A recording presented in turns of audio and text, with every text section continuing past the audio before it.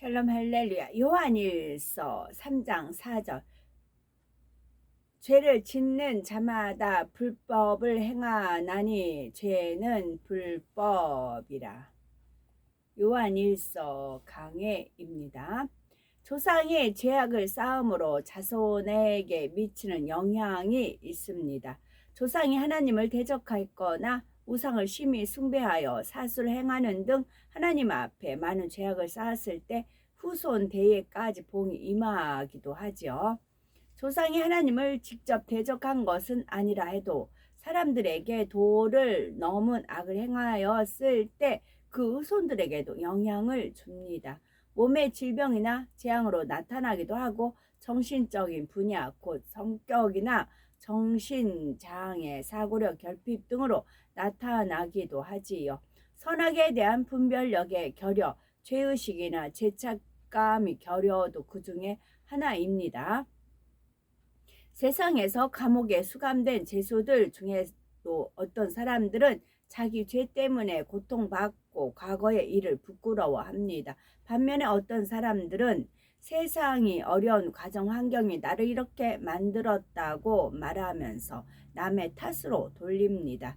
자기 때문에 남들이 피해를 입고 고통을 받았는데도 죄의식이 없고 남의 고통에 공감할 수도 없죠. 이런 사람들 중에는 어릴 때부터 동물이나 다른 사람이 고통받아도 아프겠다, 슬프겠다, 불쌍하다 이 같은 것들 공감하지 못하는 경우가 있습니다. 선하고 감동적인 것을 봐도 마음에 감동이 오지를 않지요. 선악에 대한 분별력이나 도덕적 사고 능력이 심하게 결핍된 것입니다. 사고와 지각 능력이 떨어지는 일종의 장애이죠. 참고로 정신과적인 증상 중에 사이코패스, 곧 반사회적 인격 장애라는 증상이 있습니다. 간단히 말하며 두뇌의 한 부분이 활성화되지 않아서 정상적인 감정을 느끼지 못하는 것입니다. 그 결과 상대방의 입장을 헤아리지 못해 대단히 이기적이고 충동적이며 즉흥적입니다. 눈 하나 깜빡하지 않고 거짓말을 하며 그것이 들통나도 당황하지 않고 즉시 다른 거짓말을 만들어내지요. 이런 증상은 일상생활 속에서는 겉으로 잘 드러나지 않습니다. 능숙하게 일반 사람들과 섞여 살며 심지어 박식하고 유능하며 매력적인 사람으로 보이기도 하지요. 사람마다 증상이 나타나는 정도의 차이가 있고 직장에 다니거나 사교를 하는데 필요한 다른 지적인 능력은 정상이기 때문입니다. 이런 사람들이 극단적인 상황이 되면 보통 사람이 이해할 수 없는 잔인한 일도 스스럼 없이 행합니다. 사회에 큰 무리를 일으키고 치탄받는 흉악범이 되기도 하지요. 이런 증상도 영적으로는 결국 선대의 영향으로 어둠의 역사를 받아 나타납니다. 물론 사람마다 느낌과 생각은 다릅니다. 사람에 따라서 풍부한 감성이나 메마른 감성을 가질 수도 있지요. 비교적 감정을 잘 조절하는 사람도 있고 남보다 즉흥적이고 충동적인 사람도 있지요. 자신이나 남의 잘못에 대해 예민하고 소심한 사람도 있고 대범하고 무던한 사람도 있습니다. 이런 차이는 있지만 어느 정도 남들과 비슷하게 감정을 느끼고 사고할 수 있어야 정상인이라 말할 수가 있지요. 또한 정상적인 사고와 의지를 하는 사람은 선악을 분별할 줄 알고 해야 할 일과 하지 말아야 할 일을 압니다. 해야 할 일을 하지 않았을 때나 하지 말아야 할 일을 했을 때는 양심의 가책을 느끼지요. 만약 그런 부분이 심하게 결여되어 있다면 이는 정신적인 장애입니다. 나는 계산도 잘하고 기억력도 좋고 사회생활도 잘하는데 왜 장애라고 하느냐 할 수도 있겠지만 분명 정상에서 벗어난 것이며 영적으로 일종의 저주입니다. 죄를 지어서 몸에 질병이나 다른 어떤 재앙이 오지 않는다 해도 이미 저주를 받은 상태입니다. 선악에 대한 분별력과 죄의식이나 죄책감이 결여된 경우가 있습니다. 정도의 차이는 있지만 교회 안에서도 이런 경우가 종종 있지요. 선과 악을 인지하여 옳은 것을 택할 수 있는 분별력, 죄에 대한 수치심을 느끼는 인지 능력이 심각하게 결여되어 있는 것입니다. 진리를 많이 들어도 마음에 잘 와닿지 않고 선과 악을 배워도 귀에 들어오지 않습니다. 남들이 해를 입고 고통을 받든지 말든지 악한 일이든지 선한 일이든지 상관없이 자신이 원하는 것을 하고 싶은 대로 해버리지요. 어떤 것이 큰 악이라고 배워도 마음으로 공감할 수가 없고 지옥에 가는 죄라고 가르쳐 주어도 별로 실감이 안 납니다. 그러니 당연히 중심에 회개도 할 수 없지요. 사람이 성령을 받고 진리를 알게 되면 죄를 지었을 때 마음이 얼마나 공고합니까? 하나님 앞에 너무나 죄송하고 부끄러웠죠. 어찌 이토록 악한 일을 행했을까? 죄의식도 생겨납니다. 내가 상대에게 얼마나 큰 해를 입혔는가라고 어떻게 하면 보상을 해줄까? 스스로 책망을 하게 되지요. 그런데 이상하게도 이런 사람에게는 죄의식 자체가 없습니다. 자신의 죄악이 드러나고 책망을 들어도 대수롭지 않게 받아들입니다. 사람이 살면서 실수도 할 수 있고 이런 일도 있고 저런 일도 있는 것이지 이런 정도로밖에 안 느껴지는 것이지요. 그러면 이 사람이 죄의식이나 수치심을 느끼지를 못하는 이유는 무엇일까요? 이는 선대로부터 쌓여온 죄의 담이 후손의 심성에 영향을 끼친 것입니다.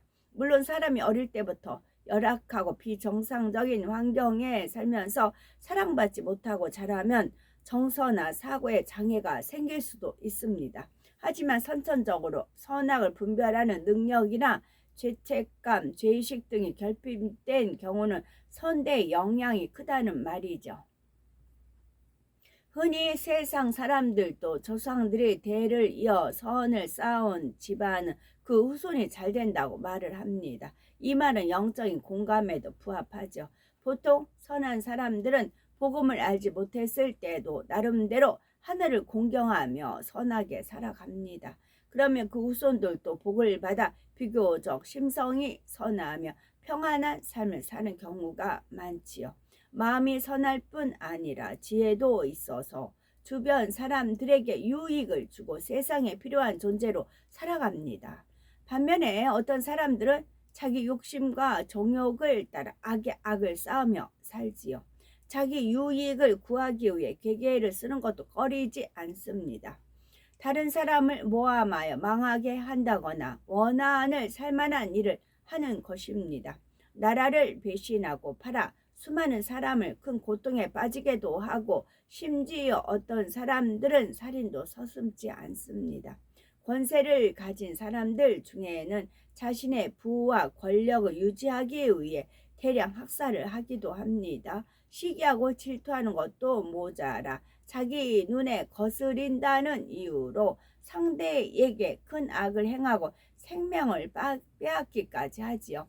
가인이 아벨을 죽일 때 아벨이 무슨 잘못을 하거나 자신에게 해를 끼쳐서 죽인 것이 아니죠. 그런 악이 차곡차곡 쌓이고 어느 순간 한계를 넘으면 자기 자신이 어둠에 사로잡혀 마음의 고통에 시달리다가 자살하기도 합니다. 그 자녀나 후손들도 조상의 영향으로 인해 어둠에 사로잡혀 자살하는 경우도 있지요.